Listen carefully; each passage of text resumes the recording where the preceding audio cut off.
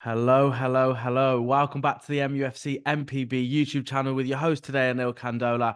Thank you so much for the continued support on this channel. We're looking to grow. We're looking to bring on brilliant guests each and every week to bring you guys the best and the most reliable information that we can. And an individual who will be doing that for us today is the brilliant Michael Plant, football journalist from Manchester World.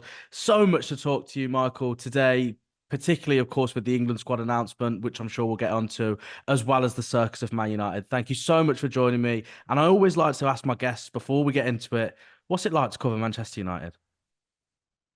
Busy. Yeah, it's 24/7 really with United. There's always something going on, always something happening. They are the biggest story always, I would say, certainly in terms of English football anyway. But it is fantastic to be involved in it and to cover them and just to see just how quickly things could change in a good way and a bad way, I suppose.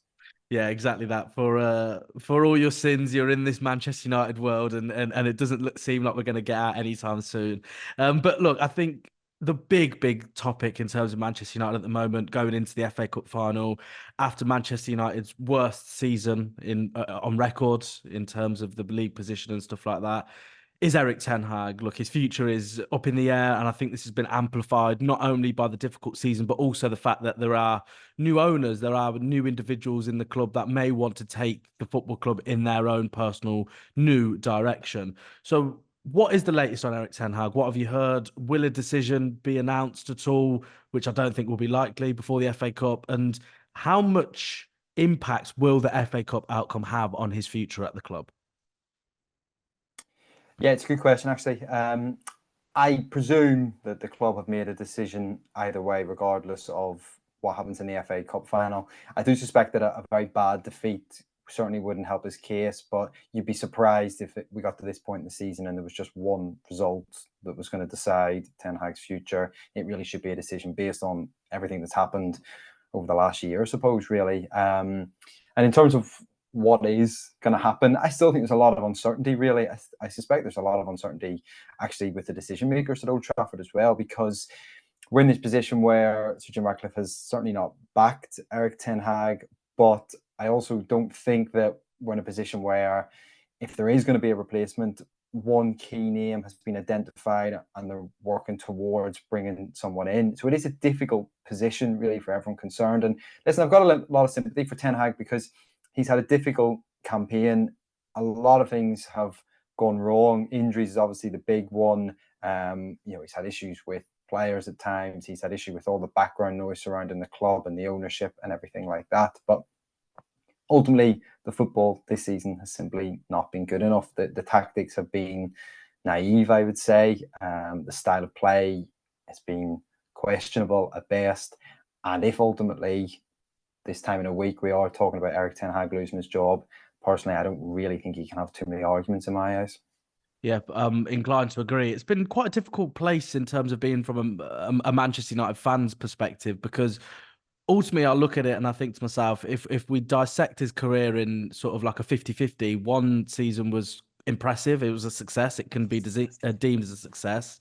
But then the second season, of course, was a bit of a disaster. So a lot of people would say by logic, give him the third season to prove which side was the anomaly and which side is the more Erik ten Hag era. But as you've just stated there, I think there are just certain statistics, certain games, certain moments, certain things he's saying that ultimately, for me anyway, I personally do believe that the writing should be on the wall for Erik ten Hag. But if that is the case, if Erik ten Hag is sacked and relieved of his duties, which managers are leading contenders to replace him? There've been a whole host of names, but from your side, from your information, from the things that you've been told, who are the leading contenders, and have there even been any bits of groundwork done with any of said coaches?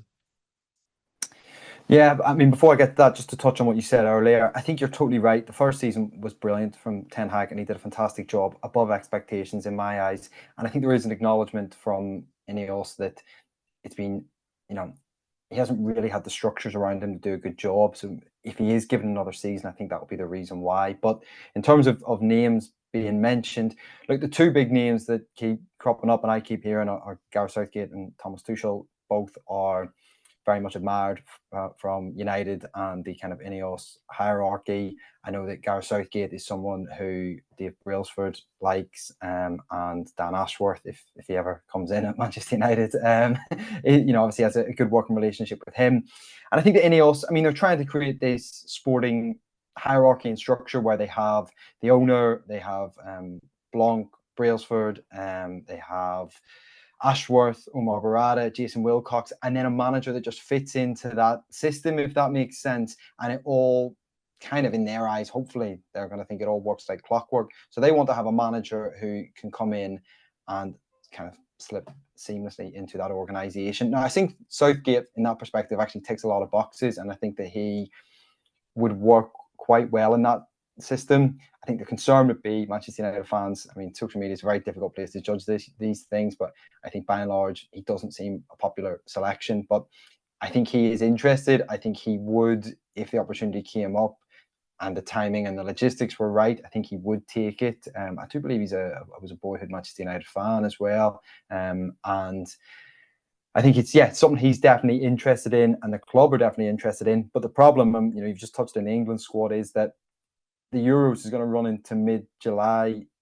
Then that, United are going to be back in pre-season by then. The logistics of actually trying to get him involved and in the door are very difficult for Southgate. So I think if we were talking about a summer where there wasn't a major international tournament, this could potentially look a little bit different, if I'm honest. But right now, I don't know.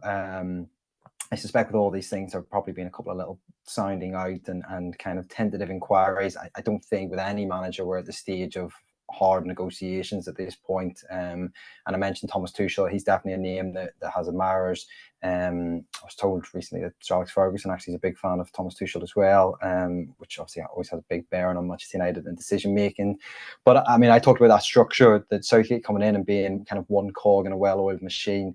Thomas Tuchel, I don't think would work well in that system, because he is, from people you speak to, he is quite an abrasive character, does fall out with people, has lots of arguments. I think you've seen that at Bayern as well, although there's a lot more going on at that club than just Thomas Tuchel, I would say. But yeah, I don't know whether that kind of personality fits in well with this system. But I do, as I say, that there are admirers of Tuchel at United. And then I suppose the third name who a couple of months ago I was hearing was definitely the front runner and seems to, for whatever reason, fallen away a little bit, was Graham Potter. He's another one that obviously has links with individuals at United. Obviously worked with Dan Ashworth as well, although he's not obviously in at United yet. But he was interested in the Ajax position. I don't know if that's still a possibility at this stage, but he was, to say, one of the front runners, but I haven't heard as much about him in the last couple of weeks and months, I would say. Yeah, it's going to be a really interesting sort of decision that they're going to make ultimately, isn't it? Because as you said, on paper, in terms of what Ineos are looking for, as you said, just like an extra piece of the jigsaw rather than being the whole of the frame of the piece.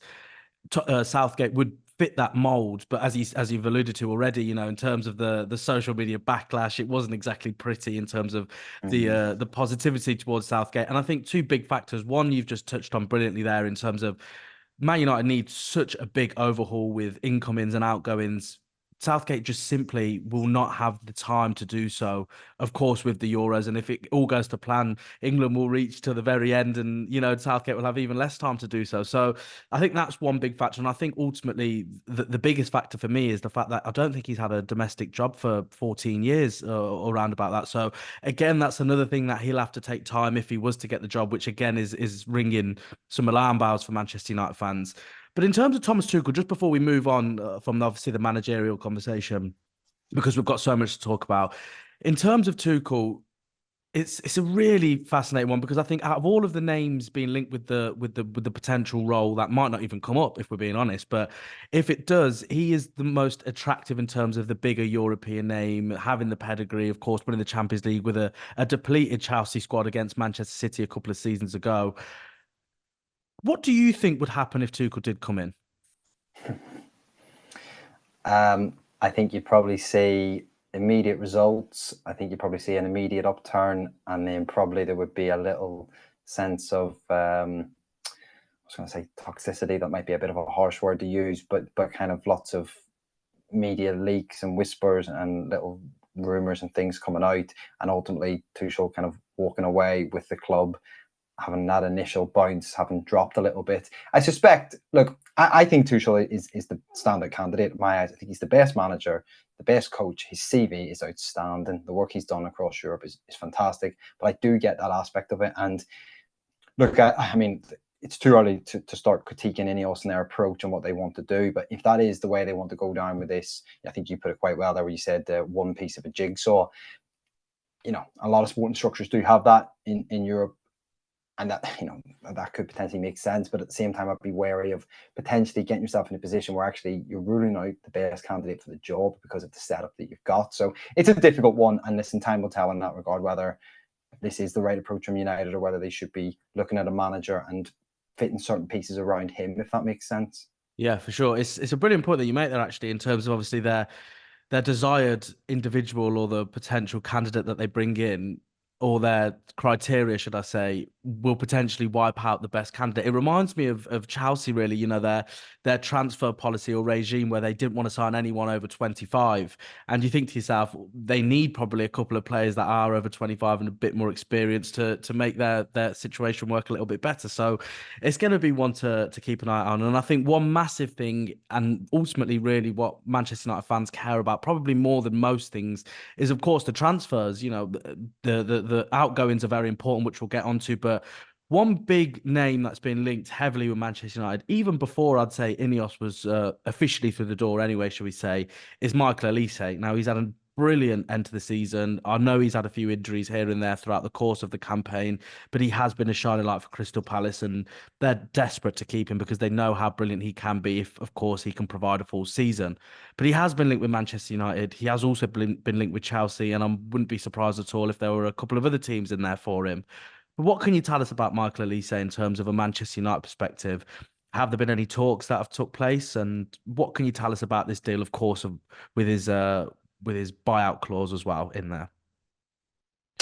Yeah, I mean, there's definite interest in Olise. United are really keen on him. I think he's a fantastic player. Obviously, he fits the criteria of a lot of what Ineos want to do in the transfer market, which is young players who have room to develop and room to become star names in their own right. I think the days of going after Varane, Sancho, Casemiro, these big headline names are probably, well, certainly for a couple of years anyway, gone, I would say. So he fits that position. I know there are other clubs interested in him as well. He's attracted interest from a lot of the top Premier League clubs. So it'll be a difficult one for Manchester United to get. Obviously, you know, particularly they're not going to, well, they might not be in Europe. And if they are in Europe, it's going to be in the Conference League, or sorry, be the Europa League or the Europa League, wouldn't it, if they win the FA Cup. So, yeah, so it would be, that would potentially put Olise off a little bit if he's got other Champions League clubs coming in for him. But what I would say from United perspective as well is it's going to be difficult to sell Anthony this summer. Ahmad's had a really good end of the season. There are two left-footed wingers who are already in the squad. I think this United squad has got so many areas that it's going to need fixed. To go after Olise, I don't know. It doesn't necessarily strike me as the best move if, as I say, they still have Anthony and Ahmad in the squad, already two left-footed wingers. So that would be one issue, I would say. And he is going to eat up quite a sizable proportion of United's transfer budget as well. So, yeah, whether he is the right man, I don't know. But there's certainly huge interest from Manchester United in him, yeah. Yeah, it's again another brilliant point. I keep finding myself agreeing with everything that you say, Michael, which I'm sure a lot of people wouldn't like. They want to see us arguing and going back and forth, but we're on the same page completely. It rarely happens, so people are agreeing with me. Exactly that. But yeah, I think Elise again is bang on, because at the end of the day, he's a brilliant player. Of course, you'd want him amongst the ranks of your football club, but when you look at how much surgery, as Ralph Rangnick said a couple of seasons ago, which is still relevant today, that Manchester United need, it doesn't really make sense too much, does it? Because they need a couple of midfielders. They need, at the minimum, two centre halves. They need probably a fullback. They need another striker to help Højlund out. And then you'd probably say the right winger, just in terms of options, would then be on the list. So that's going to be a really fascinating one to see how they operate and navigate in terms of the pursuit of Michael Olise, especially with all the other clubs sniffing around the signature of the Crystal Palace forward. So one big name, I think, which does have a heavy relation to everything that we're about to talk about in terms of the incomings and outgoings, is, of course, Dan Ashworth. We've already mentioned him once or twice. It's the story and the saga that doesn't quite seem to have the end. But please tell me, please give me some reassurance that we are at the end game here. We are in the final few hurdles with the agreement, the official announcement of Dan Ashworth. I don't think I was this excited for when Ronaldo returned to Manchester United, to be honest. But what can you tell us about Dan Ashworth? Are we any closer, or are we simply still going around in circles? Ronaldo certainly didn't have as big a build-up as this, did he? But to be honest with you, I don't think we're near the end on this one, if I'm honest. From what I'm hearing, it's not particularly close at this stage. And it's a difficult one. Listen, I can understand it from a Newcastle perspective that they have lost an integral part of their boardroom and their long-term plans for the club. They feel that they should be fairly compensated for it. I mean, if you think about the price is being banded around of just over £10 million for a player, no one would bat an eyelid at that. But we all seem quite surprised at the thought that a sporting director, or whatever his official title is, would cost that amount of money. But listen, United are resolute in their stance that they are not going to pay over the odds for Ashworth. I think they are hopeful that at some point Newcastle will kind of say, "Oh, listen, let's just take a figure and move on." United, from my understanding, aren't going to pay over the odds, especially given Newcastle, who are now a rival. I mean, finished 7th and 8th between the two clubs last year. They're not, and Newcastle are in a difficult financial position. Obviously, there's kind of talk of Guimaraes or Isak potentially moving on in the summer as a result of their financial issues. I don't think United actually want to pay over the odds to help Newcastle in that regard as well, so which is a factor in it. And at the moment, yeah, listen, I'm sure he has a fantastic garden in that long-term garden leave. But I actually wouldn't be surprised if we're getting to the start of the season and it's still not sorted. And it does have a big factor and a big bearing on United's transfer plans, because obviously Ashworth is going to be key and integral to that when the plans were being drawn together in March, April time of bringing him in. So the fact that he's not in now, it is a real issue for United. I don't think it will ultimately derail the transfer plans or derail next season or anything like that, but it's certainly not the ideal start going into the summer and next season. Yeah, I think a little bit of a whisper, almost, if you like, that I've been told is that Man United and Ineos are very focused on making sure that he doesn't miss 2 transfer windows, which would obviously include January. So if we're talking from what you've just said there, it fits nicely, doesn't it, in terms of, okay, maybe this summer they might have to take a hit in regards of having Ashworth services, but just ensuring that in the start of the calendar year, the January transfer window, first and foremost, they've got a bit of money to spend, and then Dan Ashworth, of course, comes in. So yeah, I think that one, unfortunately for Manchester United fans, they're going to just have to wait and be patient, which is probably the last thing Manchester United fans want to be told after waiting about 10 years for a new takeover and only got a part takeover. So welcome to Yeah. Manchester United, ladies and gentlemen. But I think, look, I know I'm running out of time with you. I know you're a very busy individual, but I just want to talk about now some transfers. As I said earlier, it's such an important aspect, isn't it, to Manchester United? And as we very, very quickly approach the transfer window, added on with the Euros as well, which is just going to be an absolute hectic summer, isn't it, for the people working in the media? So let's try and delve into a few of the things with Manchester United. One big name at the club for the last few years and an integral part, whatever you think of him. And I have my personal opinion on him as well, but we'll leave that for another day. Is Bruno Fernandes. Of course, I think it's fair to say in the interview that he did on the final game, I believe it was at Old Trafford of the season, he gave almost a bit of a cryptic message, didn't he? Saying that if the club don't want me, I will not be here, and whatever like that. And I think it wasn't exactly nailing down his future at Old Trafford, was it? So that door has been slightly opened, I'd say. But what are Ineos's long-term plans? And is Bruno Fernandes, should I say, a part of them? And ultimately, is it at a situation now where you think it's either he's going to potentially leave or sign a new contract? What do you think's going on, and what do you know is going on with Bruno Fernandes? Yeah, it's an interesting one. It's a story that has kind of grown in the last few weeks. I think it kind of originated with that report, obviously, that basically all bar 3 players are available to leave this summer. I don't think Bruno Fernandes was particularly impressed with that, given what he's put in at the club for the last couple of years, given his performances and the way he's played. I think he maybe is of the opinion that he deserves a little bit more loyalty than that. I wouldn't disagree personally, although I do think his performances, excluding the last 6-7 weeks, have steadily been on the decline now for a couple of years. But I think there's a bit of frustration from Fernandes and actually quite a few senior players at United at just certain things about the way Ineos have handled things since they've come in. I think there's a little bit of frustration that, Casemiro was hung up as this example of a transfer policy that didn't go well, and just even kind of hinted at that in an interview this week, didn't he? Obviously, Varane's already moved on. I think there's a little bit of a feeling from Marcus Rashford's camp. There's a bit of frustration that I wouldn't quite say he's being pushed out, but there's maybe a little bit of a feeling that he's not being, not having his, people putting his arms around him and telling him how brilliant they are all the time. And yeah, there's a little bit of frustration, as I say, from Fernandes' camp. I think Bruno Fernandes feels as well that he probably should be the highest paid player at the club, which, based on everything I've just said, again, over the last couple of years, you probably couldn't argue with.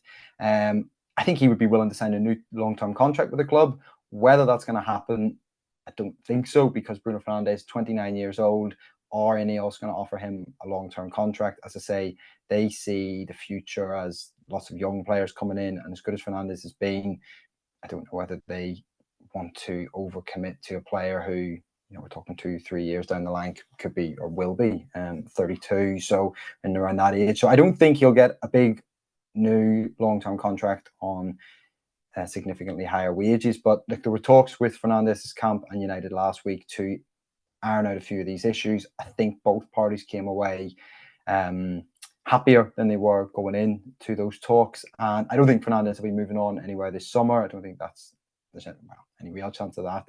But I do think we're looking now potentially 12, 24 months down the road. There is a possibility that Fernandes could move on, but it's so difficult to know what Manchester United is going to look like then, isn't it? Because, it's still to know what they're going to look like at the end of the summer. If I'm truthfully honest, let alone where they're going to be in a year's time. So I think right now, Fernandes, among, as I say, some senior players, frustrated, but I don't think that they're going to, there's going to be any major movement over the summer.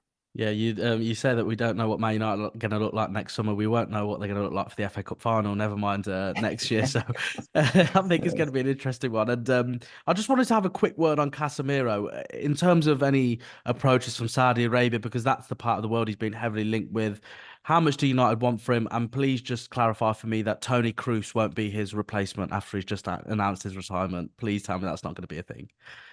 Yeah, that's not going to happen, is it? But yeah, I mean, actually, you do wonder with these things when, not necessarily even retiring, but whether these players, I've just written all about Guardiola, whether Klopp leaving impacts him, and things like Kroos retiring. You do wonder if it does have an impact on his long-term teammate. But in terms of any official bids, I haven't heard anything as such. I suspect he will end up in Saudi Arabia this summer, but that is as much of a hunch as anything, as any concrete things that I've heard. But there's definitely interest from Saudi Arabia. I think the player's open to leaving. I think the club are open to letting him go. So from there, it certainly feels like one that could happen. In terms of price, I mean, I doubt you'd get much for him, would you really? What is he, 32? On the back of a bad season. But listen, Saudi Arabia are obviously willing to pay big money, so which is benefited Manchester United already, hasn't it? And I think they'll probably try to look into that market again this summer. Yeah. I think again, it's going to be one of them instances where we find ourselves almost as Manchester United fans in a similar place to Liverpool, when it just seemed that all of their players on the decline were just being bought by Saudi Arabia and they were getting tons of cash for it. So if United can find themselves in a position like that, I think it would be very beneficial for all parties for all sorts of reasons.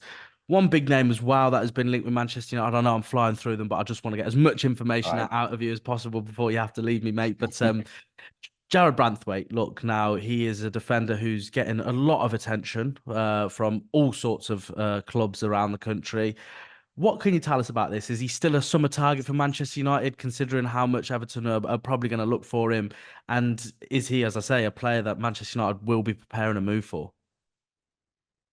Yeah, I mean, I'll try and keep these brief. We're going to fly through them. But yeah, listen, Branthwaite, definitely a player they're interested in. I think United are going to be clever in the market. They'll look at Everton, a club who obviously financial issues, and hope to take a little bit of advantage of that. I think they'll look at players in the last year of their contract, potentially a few frees. Obviously they're looking at Adebayo at Fulham as well. But definitely huge interest in Branthwaite. And look, I think in terms of a long-term signing, he is worth spending quite a bit of money on, because he could be your centre-back for the next 10 years. Obviously, a lot of it will depend on what happens with Maguire and Lindelof as well, whether they can find buyers for those two players. And I think they would be willing to let both go if the right offer came in. But yeah, definite interest in Branthwaite. Yeah, as you say, he can be someone who can implement himself within that Manchester United squad or wherever he goes for a number of years. But one individual that hasn't quite implemented himself in the Manchester United squad is a certain Jadon Sancho. Now, of course, he's I'm being told repeatedly on a weekly basis that he's absolutely loving life in Germany. He's really eager on making that a permanent move and returning back to the club where it all began really for him. If we're talking in terms of the European stage. What's the latest on Sancho? Have Dortmund made a move for him? And how much do United want for him in terms of obviously making it a full sale back to Dortmund? Yeah, I mean, it's a difficult one, because I mean, we're still obviously kind of early in the summer, aren't we? I mean, for both United and Dortmund, that the season hasn't even ended yet, and I don't think focus will fully turn into transfers until then. But listen, I think, Dortmund are obviously interested in him. United would happily sell him. I think if Erik Ten Hag is still manager next season, he has no place in the squad. I think a new manager could be a slightly different story, but who knows? But United are willing to let him go. As I say, I think it's looking more like, I think there's a belief internally at United that they will find a buyer because of the quality of the player. Whether that's Dortmund, whether it's another club in Europe. Obviously, there was Saudi Arabian interest at the end of September time, I think so. But I guess my hunch at the moment would be that will move on in the summer. Yeah, I think a loan. Sorry, should add a loan is still a possibility as well if they can't find a permanent buyer. yeah, I'm inclined to agree, and I think another player for Manchester United that's in a bit of a similar position in terms of a loan potentially again next season if they can't find the right deal is Mason Greenwood. So from a complete footballing perspective, he's been absolutely superb this season. He's really put his name back into the conversation, if you like, from a footballing and sporting perspective. So where are United at? Where are United at with this? Shall we say? Sir Jim Ratcliffe a few months ago opened the door a little bit in terms of being open to bringing him back to Manchester United, which I think was an incredible move, really, in terms of Ratcliffe, because that's ultimately said to a lot of clubs who are interested that we don't need to sell him at a cut price because we are prepared to bring him back.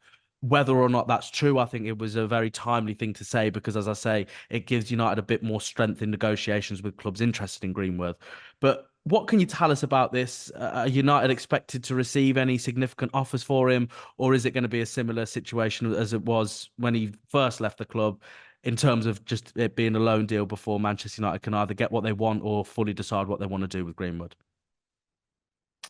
Yeah, I mean, I think you're spot on with what you said about that Radcliffe interview, and he was very careful about the words he used, wasn't he? And I mean, I don't think it's completely impossible that he would come back and be a Manchester United player, but I think the fan backlash would be pretty big, if I'm honest with you. So I think it might be one that they avoid for that reason.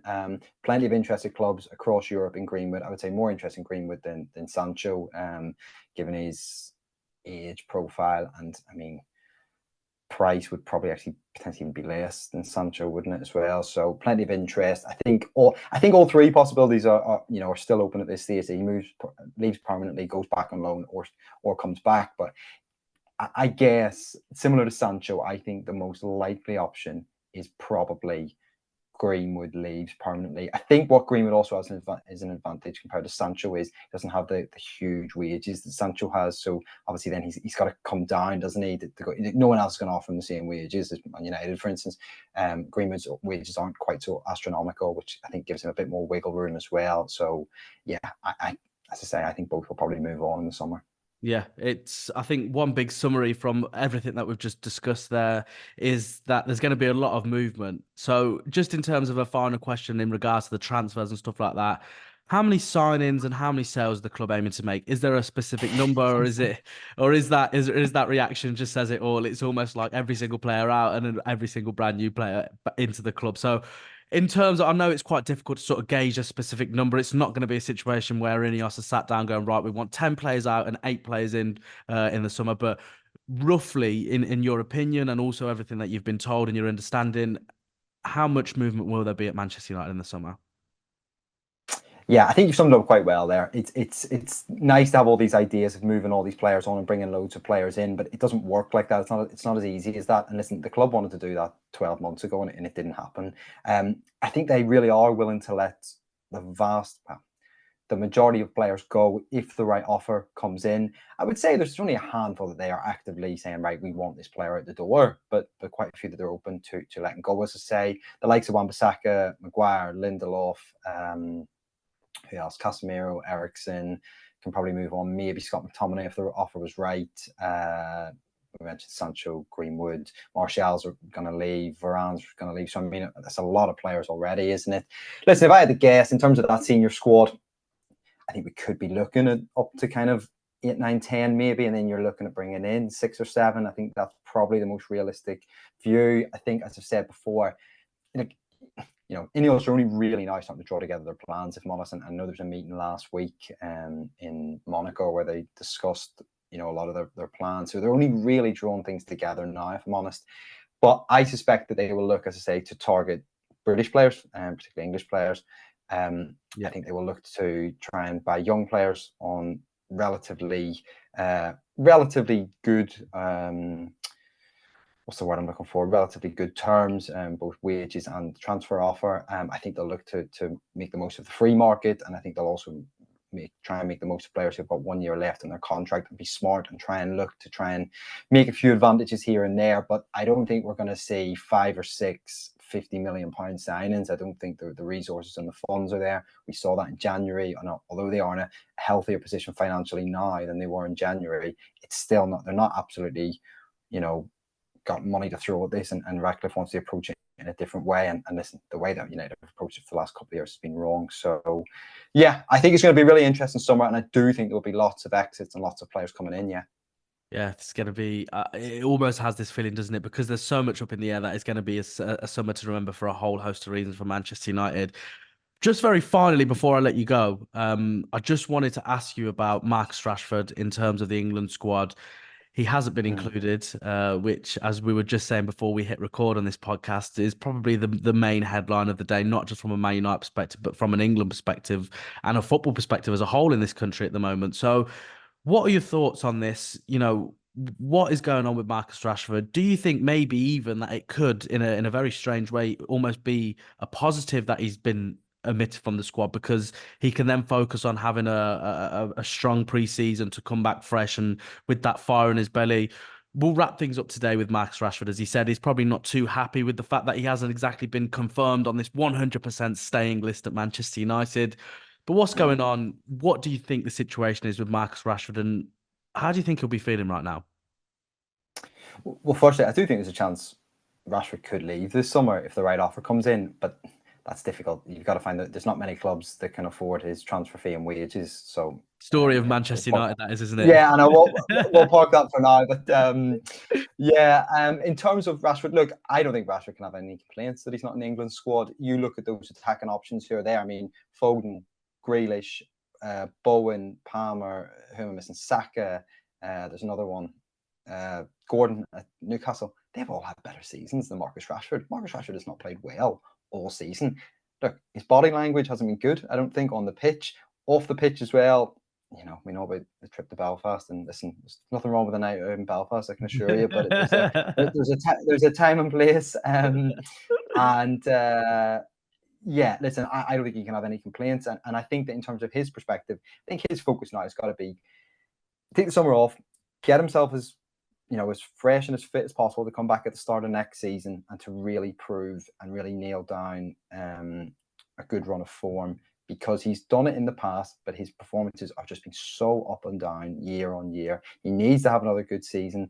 And of course, we're talking about all this. I mean, it's not impossible. He reports back for training on the first day at Manchester United, and suddenly Gareth Southgate's his new manager, so which would be quite a story. But yeah, listen, I think I'm not surprised that he will. Well, I'm surprised, but I think it's the right decision ultimately.